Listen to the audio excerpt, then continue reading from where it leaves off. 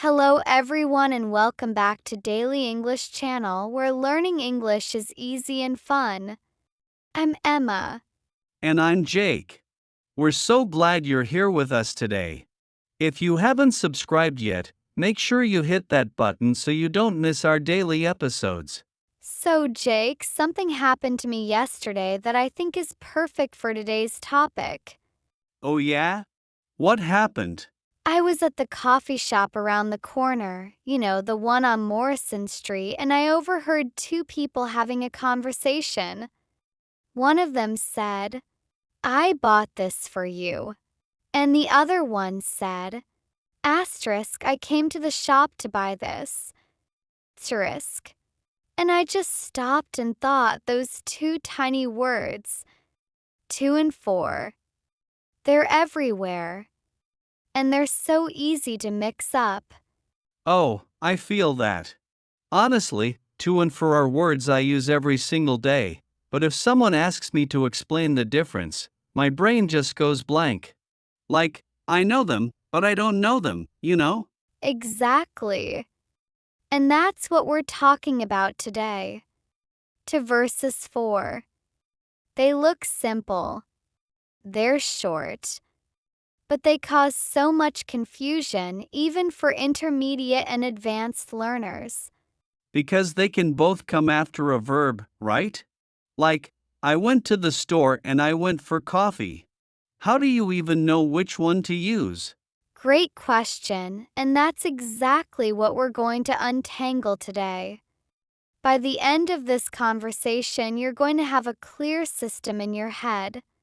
Not just rules to memorize, but a feeling for when to use each one. Let's do it. Okay, let's start with 2. Just 2. What does it do?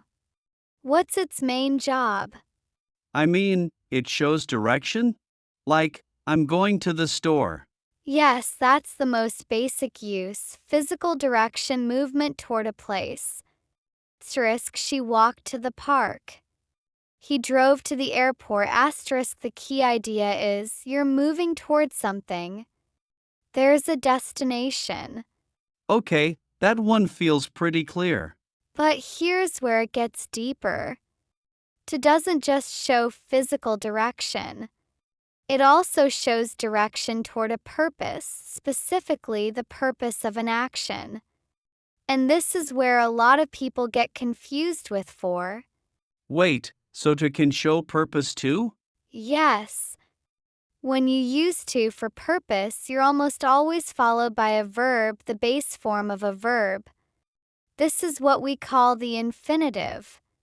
I went to the store to buy milk. She called me to ask a question. He studied hard to pass the exam.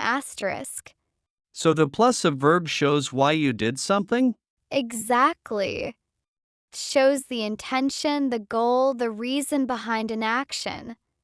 And here's a little trick. You can almost always replace to with in order to, and it will make perfect sense. I went to the store in order to buy milk. Same meaning, just more formal. Oh, that's a useful test. In order to, I like that. So for 2, remember 2 core ideas: direction toward a place and purpose before a verb. Those are its 2 biggest jobs. Okay. So then what does for do? Now for 4. This one has a few different jobs, so let's go through them one by one. First and most important is benefit. For often tells us who benefits from an action, who something is done for, who it's given to, who it helps. Like, I made dinner for you. Perfect. I made dinner for you. You're the one who benefits. You get to eat the dinner. She bought flowers for her mom. He opened the door for the stranger. In each case, someone receives something, or someone's life is made a little easier because of the action. And that's different from to, right? Like, I gave the book to her versus I bought the book for her, those feel different. They are different, and that's such a sharp observation. I gave the book to her. The book moved from me to her. That's direction transfer. I bought the book for her. I did it with her in mind. She was the reason, the beneficiary. The book might not even be in her hands yet. Oh. So to is about the transfer, and for is about who you had in mind when you did it. Beautifully said. Now for also shows purpose, but here's the key difference from to. When for shows purpose, it's followed by a noun, not a verb. Asterisk, I went to the store for milk. She's here for the meeting. He applied for the job, asterisk. So for plus a noun and to plus a verb both can show purpose, but the grammar after them is totally different. That's the rule. That single rule will save you in so many situations. Say it with me: to plus verb for plus noun. To plus verb. For plus noun. Got it. Let me give you a pair so you can feel the difference. I stopped at the cafe to get coffee versus I stopped at the cafe for coffee. They mean the same thing, don't they? Almost the same, and that's exactly the point. In everyday conversation, both are natural. But look at what comes after. To get, that's to plus a verb. For coffee, that's for plus a noun. The meaning is nearly identical, but the grammar tells you which word to use. So if I want to use a verb after it, I have to use to. Right. You can't say I stopped at the cafe for get coffee, that's wrong. There's a verb coming, you need to. What about I'm saving money to travel versus I'm saving money for travel? Both are correct, actually. To travel, purpose with a verb. For travel, purpose with a noun. Same idea, two grammatically correct versions. But notice, for traveling that works too because traveling is a gerund, a noun form. For is followed by a noun or a gerund, never a bare infinitive. This is starting to click. What else does for do? For also expresses duration, a length of time. I've lived here for 3 years. She waited for 40 minutes. We talked for hours. Oh, I use that all the time. I've been studying English for 5 years. Exactly. And in that sentence, to would be completely wrong. You'd never say I've been studying English to 5 years. That makes no sense. Anytime you're talking about how long something lasts, that's for. For duration. Good. Is there more? One more big one, for can show that you're acting on someone's behalf, doing something in place of someone or representing someone. Can you answer the phone for me? I'll take notes for you. She spoke for the whole team. So, like, you're standing in for someone? Exactly. Doing the thing instead of them or representing them. And this ties back to the idea of benefit. You're doing something that helps them that they needed done. Okay, let me try to organize this in my head. For does, benefit, purpose with a noun, duration, and acting on someone's behalf. That's a really solid summary, Jake. Can we do some examples? Like, can you give me situations and I try to fill in to or for? Let's do it. You went to the gym yesterday. Why? I went to the gym to work out because workout is a verb. Perfect. You bought your sister a birthday present. I bought a birthday present for my sister. She's the one who benefits. You need 2 hours to finish your report. I need 2 hours. For finishing? Or to finish? Both work, actually. I need 2 hours to finish my report, purpose with a verb. I need 2 hours for finishing, purpose with a gerund. Both are natural. But I need 2 hours for finish. That's wrong. No bare verb after for. Right, right. For needs a noun or ing form. Your colleague is busy. You offered to answer the emails instead. I answered the emails for her. She's who I was doing it on behalf of. And you've been learning English a long time. I've been learning English for years. Duration. You're doing great. One more, trickier.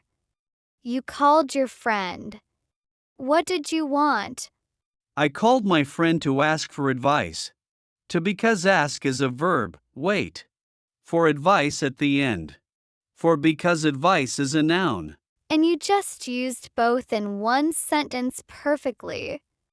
I called my friend to ask for advice. I didn't even plan that. That's when you know it's becoming natural. The meaning is guiding the grammar. Now let me share a common mistake I hear a lot. People often say asterisk, what is this used to? Asterisk when they mean asterisk, what is this used for? Asterisk. Oh, I've definitely made that one. When you're asking about the purpose of a thing, what something is designed to do, you almost always use for. Asterisk, what is this button for? What is this tool for? What are these glasses for? Asterisk. Because the purpose is a noun idea, it's for something, not to something. Right. You could say this button is for adjusting the volume for plus gerund. Or you could say this button is used to adjust the volume, but that's a different structure entirely. Just remember, what is this for? That's your natural, everyday question.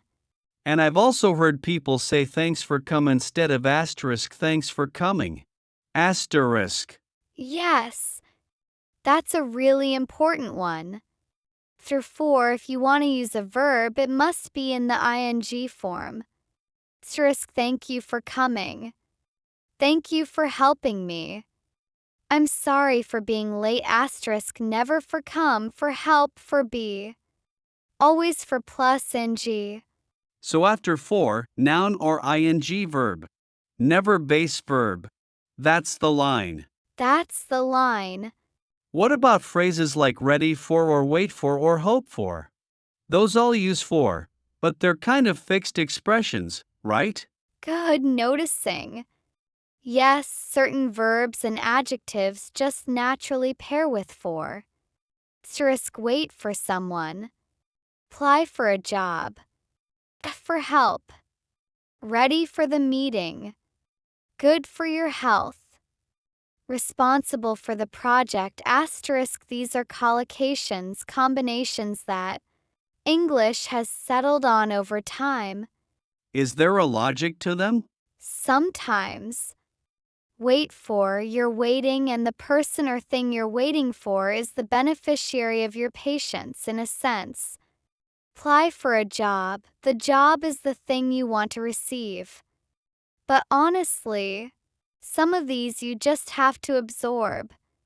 The more you listen and read, the more they feel automatic. And verbs with to like talk to, listen to, belong to? Again, collocations. Asterisk, talk to someone, you're directing your words toward them. Listen to music, your attention is moving toward the sound. Belong to, it's attached to, connected to. Asterisk, the idea of direction, movement toward is usually there, even if it's abstract. So even in fixed expressions, the original meaning is kind of hiding there. Usually. That's why understanding the core meaning of each word is so much more powerful than memorizing lists of rules. Let me paint a bigger picture. Think about someone moving to a new country. First week. She's figuring out the city. Okay, I can imagine that. She takes the bus to work every morning. Direction. She studies the map to learn the routes. Purpose. Verb after. She's been here for 2 months. Duration. Her colleague picks up extra tasks for her while she's settling in. Benefit. She calls home to hear familiar voices. Purpose, verb after. She saves weekends for exploring. Purpose, noun after. She's not used to the cold, so she wears 3 layers for warmth. Purpose, noun after. And in all of that, you can feel why to or for is used each time. That's the goal. You're not flipping through a mental rule book. You're feeling the meaning. What if I get it wrong sometimes? You'll still be understood. To and for mistakes almost never cause confusion. Someone will know what you mean. But getting it right makes your English feel smooth and natural, and that's worth working toward. All right. Let's lock in the vocabulary from today before we wrap up. Let's go. To, used before a verb to show purpose or intention. Also shows direction toward a place or person.